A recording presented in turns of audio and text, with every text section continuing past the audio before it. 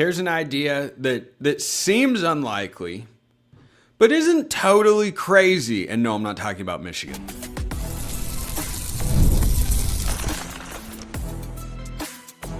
You are Locked On Ducks, your daily podcast on the Oregon Ducks. Part of the Locked On Podcast Network, your team every day. Yes, it is that time once again for Locked On Ducks. I'm your host, Spencer McLaughlin. Thank you all so much for making this your first listen or your first view of the day. It is part of the Locked On Podcast Network, your team every day, the number one sports podcast network out there. Thank you all so much for making that possible, especially my everydayers. James Madison at a glance, Oregon's offensive line, top 3 for the Joe Moore Award this year. What a job by Elite Terry. This episode brought to you by our friends over at FanDuel. If you want to be right in the middle of the action this season, visit FanDuel.com and place your NFL live bets all season long. So, I can't say with 100% degree of certainty who Oregon's quarterback will be in 2026.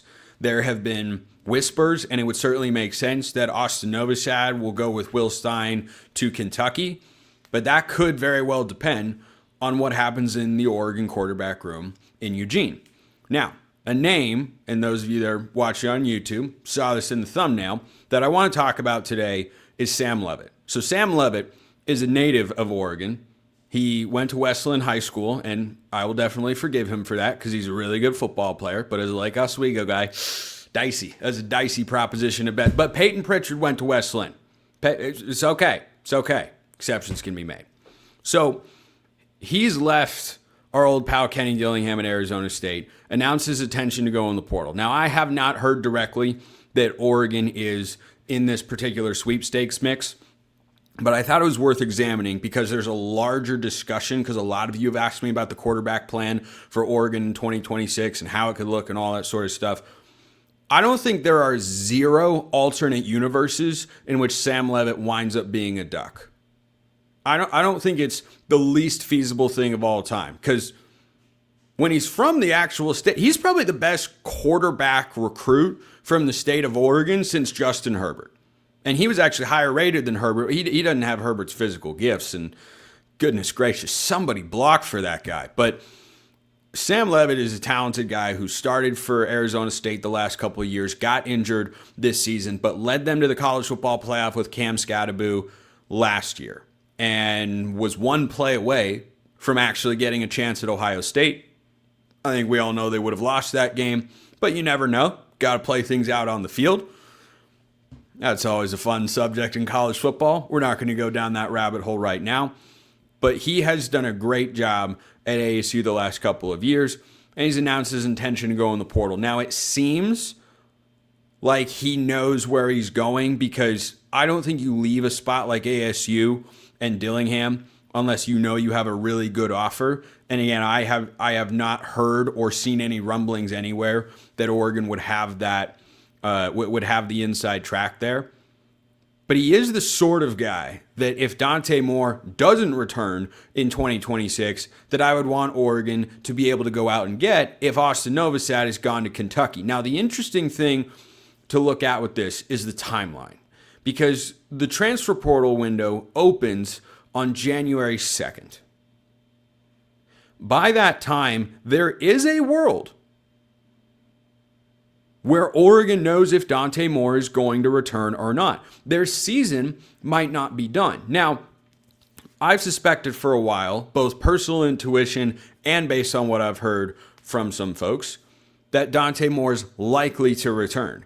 When mock drafts keep getting floated around that put Dante Moore in the first round, I think every time that happens, it makes it more likely, however small of a chance it increases it by, that Dante Moore decides to go no matter how the season ends. Now, I feel the only surefire way that he leaves Oregon, does not return in 2026, is if the Ducks go on to win the national championship. Well, that wouldn't line up with the timeline of somebody like Sam Leavitt, who has announced his intention to go in the portal, will be there once it opens on January 2nd. And if all goes according to plan, Oregon will still be playing college football games. Now, if they are to beat James Madison next week, who I'm going to talk about in the second segment on today's show, their season would end right about the time that the portal opens. And so if Sam Leavitt hasn't yet committed, sure, that's somebody that I take a look at. If Novosad has said, yep, going with Will Stein, going to be starting quarterback at Kentucky, okay. You're then left with a quarterback room that has Luke Moga and Achilles Smith Jr. Do either of those guys feel ready today, as you're listening to or watching the show, to be Oregon's starting quarterback with a roster that will 100% be ready, that will 95% be ready, in my mind, to go compete for another national championship? There are certainly some offseason moves that have to take place, but they are in a really, really good position. With the recruiting class that they've got coming in, I think they'll have some impact true freshmen. The core of guys they'll have coming back. The biggest question will be the offensive line, which I will also talk about later on today's show. The timeline with Sam Leavitt, I think, would make this a little bit tricky.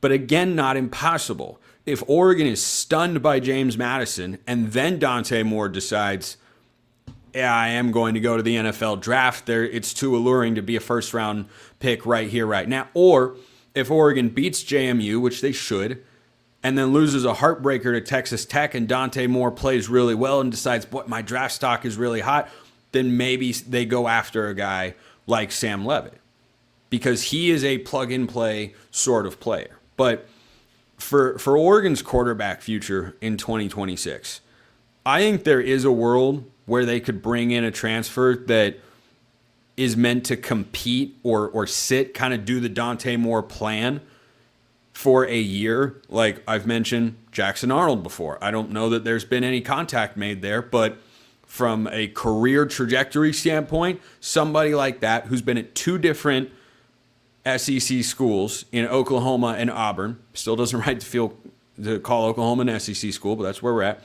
He's been in those stops, and it has gone really poorly, but he's really talented. That's someone who could come in and sit behind Dante Moore. But if Dante Moore were to leave and Novosad were to decide he wants to be at Kentucky with Will Stein instead of Oregon, because that's the guy who recruited him and the offense that he has learned for the last several years, then you'd be in a position where adding a plug-and-play transfer quarterback, a Dylan Gabriel type, would make a lot of sense. And I think of the transfer portal quarterbacks that will wind up changing schools this offseason, Sam Leavitt is definitely one of the best ones. 6'2", over 200 pounds, has started over 15 games at Arizona State. I think he started with 13 or 14 last year. He started 7 this year before he got hurt. I don't think the injury is so bad that there'd be any concern there. He's got a good arm. He's mobile. He can run. He's a leader. Kenny Dillingham's giving him plenty of praise as he's gone out the door. That's the type of option that could happen. Do I think this is likely? No. No, I definitely do not. And my desired plan for Oregon at quarterback, regardless of how this postseason run goes, is Dante Moore comes back. You bring back Dante Moore, man, that offense next year could be absolutely insane. And if Dante decides to go to the NFL draft, well, maybe you raise the likelihood that Novosad would stay in Eugene, and maybe he winds up being the guy. Or maybe they really do believe that Brock Thomas could be a starting quarterback. I have my doubts. I think he's the most capable backup. I don't think they see him as a future starting quarterback. That's just my suspicion. Maybe Achilles Smith Jr. or Luke Moga could make that leap, but that's asking a lot for a couple of really young guys that in different ways were seen more as projects, especially Moga as a passer, to take the reins of the Oregon offense. Like I wouldn't want to be gambling at quarterback like that with what the Oregon roster is shaping up to look like for 2026. So I brought up Leavitt to begin today's show because he went in the portal. He's probably the biggest quarterback that's in the portal right now. I don't think he's going to be the last big name that goes into the transfer portal. I've talked a lot over on Locked On College Football about how I suspect this is going to be a much more loaded transfer portal quarterback market than last cycle, where the best guy that moved was John Mateer, who's got Oklahoma in the playoff. I think a number of guys could have taken that Oklahoma team to the college football playoff, including Mateer, obviously. But it was really him, Carson Beck, Darian Mensah won the ACC at Duke. They went 7-5. It wasn't – Mensah's a really talented guy. It feels like there's still more madness to unfold across college football because someone's going to get hired to be the Michigan head coach, and that could create an opening somewhere. And all these different chess pieces can move around. But I don't think it's likely at all that Sam Leavitt would be the Oregon quarterback. I just don't think there's a 0% chance. Do I think it's less than 5? Probably. It probably is. But I wanted to bring him up because he went in the portal. He's an Oregon native. And the blueprint and timeline for what Oregon's quarterback situation is going to look like is worth discussing right now. In addition to James Madison, which I'm going to discuss on the next segment of today's show. First, this episode brought to you by Aura Frames. The holidays are officially here, which means gift hunting season is on. And if you want something meaningful, personal, and guaranteed to get a reaction, Aura Frames is the gift that delivers every time. It's not just something you wrap, it's a way to share memories because Aura isn't your average picture frame. You can preload the frame with photos before gifting it, so whoever's getting the gift, the memories are already there once it's plugged in. No apps to figure out, no setup, no headaches, just instant smiles. I saw one of these in person the other day in the store, and I'm telling you, they look great. It is not just a screen that kills the aesthetic of a room. It's a great looking frame and the photos roll through. It's just a better way to do picture frames. I am all about it. For a limited time, save on the perfect gift by visiting auraframes.com to get $35 off Aura's best-selling carver mat frames. Named #1 by Wirecutter by using the promo code COLLEGE at checkout. That's auraframes.com, promo code COLLEGE. This deal is exclusive to listeners, and frames sell out fast, so order yours now to get it in time for the holidays. Support the show by mentioning us at checkout. Terms and conditions apply. Check out auraframes.com. So, we are just over a week away as this show airs from the first ever college football playoff game at Autzen Stadium. And of course, Oregon played in the first ever college football playoff game. That one went very well. I was there. I remember exactly where I was sitting. I remember exactly who I was with, who I saw, how it felt, everything about it. 59-20 against Florida State. It was glorious. A grand and glorious and wonderful day. Something in that ballpark, but maybe with not as many points scored by the opponent would be a welcome sight on Saturday, the 20th of December at Autzen Stadium, where I will be. Hope to see many of you there. So, James Madison is an awesome story for those who don't know. Their ascension as a university has been nothing short of remarkable. And I see and know this stuff a lot because of the work I do with Southern Utah. But there are a lot of schools across the country that you've maybe never heard of, that haven't done anything of note, that are at a level of football or sports in general you don't notice, that make a serious commitment at an institutional level and from fans that you didn't know existed into being a legitimate winner in whatever, at whatever level that is, whatever that looks like. James Madison is one of those stories. I have seen their programs across several sports pop up in recent years. They beat Wisconsin as a 12 seed in the NCAA tournament a few years ago. They darn near beat Oklahoma in softball in Oklahoma City. I was actually there in person for that game because I was living in Oklahoma at the time, and the Sooners were in the midst of their four-peat because Patty Gasso, their head coach, is just complete and total stud. And by the way, Oregon softball coach, Coach Lombardi, also a stud. But really glad they extended her. Anyway, bringing this back to James Madison here. This has been one of the best ever FCS to FBS transitions. And let me assure you, they do not all look like this. And the number of nameless, faceless people that go into making it happen that you'll never hear about in your entire life deserve a lot of credit. Because this has been the quintessential example. This is what Sacramento State wants to look like, but they actually didn't get approved because I think the NCAA wanted to kind of slow everybody's roll on making the FCS to FBS jump. But that James Madison is even in this game and that they're playing Oregon at Autzen Stadium is in and of itself an incredible accomplishment, not just for this particular season, but just holistically as a university. It's a really impressive feat that they have pulled off. In 2021, in a post post-COVID college football season, they were playing at the FCS level. And there are some darn good programs down there. The Dakotas, North Dakota State, which got upset by Youngstown State as a 23.5-point home favorite in the FCS playoffs, by the way. Just throwing that out there. The Dakotas are unbelievable programs. They have won a bunch of the national championships, but there was that time under then head coach Mike Houston that James Madison in 2016 won the FCS National Championship.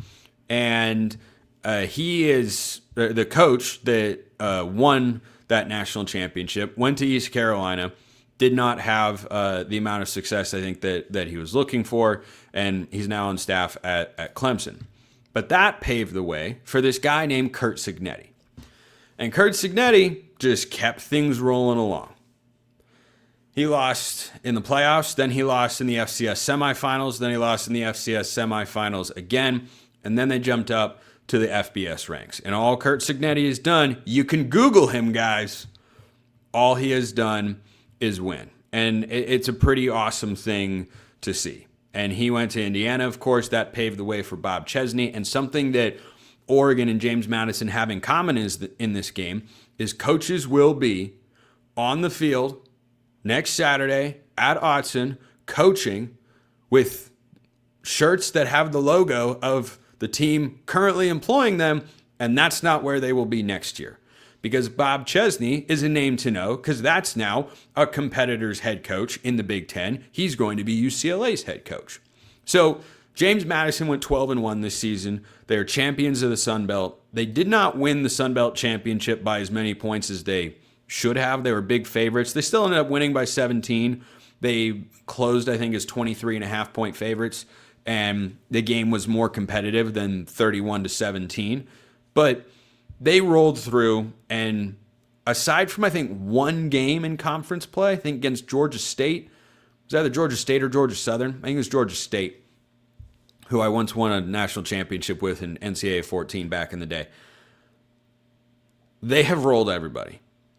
They have been completely and utterly dominant. It's why they are one of the 5 highest-ranked conference champions, in addition to Duke beating Virginia in overtime in the ACC championship game. See, this would have been Tulane, which for selfish reasons I would have enjoyed a lot more, because I know several folks on the Tulane broadcast team, and it would have been cool to do segments with them and have them here on the show. But anyway, I digress.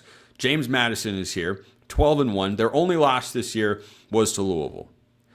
And in that game, I think most folks would say, oh, they played Louisville, an ACC team. They lost 28-14. I actually watched that entire game because it was on a Friday night early in the season. I was on the road with Southern Utah, and in my hotel room with our SID, who I always room with, we usually throw on 2 things: college football and The Big Bang Theory. That was mostly what we watched on road trips. I got to tell you, one day I will look back and go, man, I love those road trips where we just watch college football and The Big Bang Theory all the time. So in that particular game, the best opponent by far that they have faced this year, Louisville went 8-4 in the ACC with former USC quarterback Miller Moss, for those that didn't know.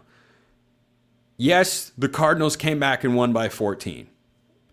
My number one takeaway from that game after watching it was, man, Louisville has a problem, and that's that they aren't good enough up front, because James Madison pushed them around. That's the best case study that we have for how James Madison would fare in a more legitimate conference this year. It's the only Power 4 team on their schedule. Everybody else, they played Washington State, and they battled them really close. And by the way, Washington State this year was a Group of 5 team. A good one. They're going to a bowl game. They unfortunately have to find a new head coach, which stinks for the fans up in Pullman. But those are the best teams that they have played this year. They beat Washington State close at home. They were favored by 2 touchdowns, and they lost to Louisville. But they did lead late in the second quarter in that game. They might have even been leading at the half in that game, and then Louisville came back and wound up winning. But if you hear other folks say, well, they played a Power 4 team, they lost by 2 touchdowns. Yeah, final score did not indicate, much like the Oregon-Indiana game. People say, oh, Oregon lost to Indiana by 10. Like, game was tied in the fourth quarter with 5 minutes to go. What are we talking about? Oregon got controlled against Indiana. No, Indiana came into Autzen and beat them. They didn't dominate them. And it's the same thing with that game against Louisville. I've heard plenty of folks, well, they lost by 2 touchdowns to Louisville. Well, yeah, but also, did you watch the game? I did. Watched almost the entire thing. And for a Group of 5 team, yeah, they were darn good up front. They were better than Louisville in the trenches. Louisville just out-coached them and out-talented them on the perimeter. That was what that game ultimately came down to. So for those, I wanted to give that whole backstory because I imagine most folks don't know a lot about James Madison football or just James Madison University in general, but their ascension has been very quick, very real, and very successful. And Oregon's also favored by 3 touchdowns for a reason. This is by far, it is not even close. This is the best team that James Madison has faced in the history. Oh, okay. I don't know every opponent that they've ever played. Oregon's the best team they faced this season, and it is not particularly close. Louisville's a solid team. Louisville's not nearly as good as Oregon. Louisville did beat Miami, who's a playoff team. So take that for what it's worth. And you know you're going to get the best shot because this is the biggest game in the history of James Madison football. And yes, that includes the FCS National Championship. And they have done a lot of positive things for their university athletic department as a whole just by making it to this point, no matter how they got there. Just the fact they can say, yep, we had a playoff game at Eugene and played against Oregon, the reigning Big Ten champions from the prior season. That's a big deal. So you know James Madison is not going to roll over. I suspect Dan Lanning will have the guys ready to go. But at a glance, that is James Madison. I will, of course, continue talking about them as we get closer and closer to the game. So, Oregon's offensive line, very good. Very good. Did you notice something else about the Joe Moore Award? First, this episode brought to you by our friends at FanDuel. NFL Sundays, man, they move fast. One big play, and suddenly everything feels different. That's what makes live betting with FanDuel so exciting. You're not just watching the game. You're reacting to it in real time. With FanDuel, you can place bets as the action unfolds. Every drive, every momentum swing, every highlight moment. Live betting is best when the game starts to shift. A receiver gets hot. Defense starts to tighten up. Or the momentum flips after a turnover. FanDuel lets you jump into that moment. If you think Oregon is going to do to James Madison what they did to Liberty in the Fiesta Bowl a couple of seasons ago, when they won the game by 39 points, then you probably think Oregon minus 20.5 is easy money. If you believe they're going to Idaho this thing and scrap and fight and claw their way to a win, then perhaps you'd rather take James Madison in the points. That's where the line sits as I record this show. So if you want to be right in the middle of the action this season, visit FanDuel.com and place your NFL live bets all season long. FanDuel, the game moves fast, and so can you. So Oregon is one of the 3 finalists for the Joe Moore Award. The other teams are Iowa and Indiana. I saw that and thought, man, no SEC again? That was the first thing I thought. I just kind of went to and went, man, it's all Big Ten teams in there. That's kind of cool. I mean, do I miss the Pac-12 at some level? Sure, but hey, we're Big Ten folks now. Got to have that Big Ten. If Oregon doesn't win the national championship, that's, of course, my ideal scenarios. They win their next 4 games, win it all, and, man, how long would I go live for? 2 hours, maybe? I don't even know. I don't know. That's thought for, well, not necessarily a different day, because we're getting pretty close to Oregon having a chance to make that specific run. But if it's not going to be Oregon, yeah, I would love for it to be a Big Ten team. Absolutely. Because I'd like for the conference that Oregon plays in to be seen as the best conference in the country. And kind of feels like they're trending in that direction. I mean, would you take the Big Ten or would you take the field? Right now, I'd take the Big Ten. I'd absolutely take the Big Ten to win the national championship over the field. But, hey, that's just me. So, Oregon being a finalist for this award, though, is pretty remarkable. The job that Elite Terry has done And I've been told that schools have tried to hire him away. Boy, I hope nobody's ever able to hire him away, because unless they're going to hire him to be their offensive coordinator or their head coach, man, the job that he has done with this specific group and with the room as a whole is outstanding. And after the USC game, I made sure to shout him out, because that to me, I think was one of the moments that I'm sure one of the games rather that the committee looked at, and when deciding which unit was going to be in the final three, I bet they looked at that game and said, man, this isn't just one or two guys. Because that's what makes me feel good about this group going into the playoff run. It hasn't been just one or two guys. Yeah, Emmanuel Prenon, I think, has been Oregon's best offensive lineman. I think Poncho's been second. And then we're going to have a lot of debates from that point on about who's third. It's probably Isaiah World. But building an offensive line has never been easy, but doing it with transfer portal guys has actually been frowned upon. I've talked about this with Brian Smith plenty, and several others as well, about building an offensive line through the transfer portal has not been an easy thing to do. Well, Oregon's done it about as well as anybody. And of course, they don't have all portal guys up there, because I don't think that is a sustainable way to go about it. It's why you have to keep recruiting the positions, developing those sorts of guys. But by the way, I'm going to talk about a potential O-line target, transfer target tomorrow on the show. But I think that what this group has done, the speed with which they came together and played really good football, the way that they have played all season, the way that Oregon's run game has been better than last year. I mean, Oregon's running for more yards per game than they ever have in the Dan Lanning era. And yes, some of that is absolutely that Jordan Davison and Dierre Hill and Noah Whittington are a phenomenal trio of running backs, and the two true freshmen have outperformed everybody's expectations, including the coaching staffs. But man, you have to credit the guys up front and Will Stein for the scheme that he's put into the run game and how he's used those guys. It's been seamless. But that this group is in legitimate consideration to be the best O-line in college football. I suspect Indiana will win it. That would be my guess, but they're absolutely deserving of being in this position. Poncho's a finalist for the Remington Award. Isaiah World was second team All-Big Ten, voted by the coaches. Prenon was first team All-Big Ten, I think by the coaches, the media, and the Associated Press. They've just done such a good job, and the development of this group, and I talked about the future of the O-line yesterday on the show.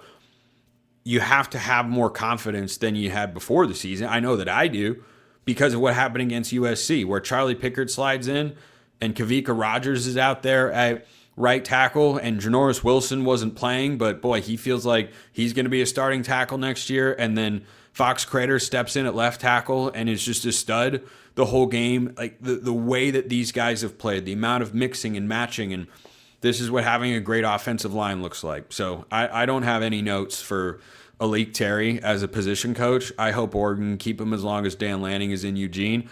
I bet they won't be able to, because the guy's really good. Maybe someone will call him in the NFL like they did with Adrian Clem, or maybe he'll get an offer to be an offensive coordinator somewhere that really wants to run the ball. So shout out the big boys up front. One of my longtime friends who's also an Oregon fan was an offensive lineman back in high school, and I've always had an appreciation for offensive linemen, but it was instilled in me as one word. It was more like I would get my butt kicked by him if I didn't appreciate the offensive lineman. So, anyway, I hope he's listened to this segment, because he knows exactly who he is. Let's wrap with a little bit of trivia. There's no game this week, so I can do a non-Tuesday trivia. I've been getting so many good submissions, man. I'm almost excited. Almost more excited for the off-season content to return, just so that I can put in more trivia questions throughout the week. I love doing this so much. So earlier this week, I got a great one. It was a basketball trivia question. And the original question was, can you name the 7 players during Dane Altman's tenure who have scored 30 or more points in a game? There have actually been 12 instances. So the big name that I didn't get to, that I didn't think of and didn't say at any point in time that I knew as I was answering it, I said, man, there's a big name. I'm missing somebody here. And then there's going to be like an early 2010s. Both those guys were on here. The big name that I can't believe I missed was Chris Duarte. Like, one of the best pure scorers Dana Altman has ever had. Speaking of players I wish could play currently on the Oregon men's team, Chris Duarte's up there. Eugene Omoruyi had a 30-point game. Did not know that. I got Peyton Pritchard. I got Dylan Brooks. Bull in the, 7 or 9 games that he played with the Ducks, had a 30-point effort. Joe Young, I got him. Kuznard, I mentioned him. Biddle, got that one. Elijah Brown, totally forgot that.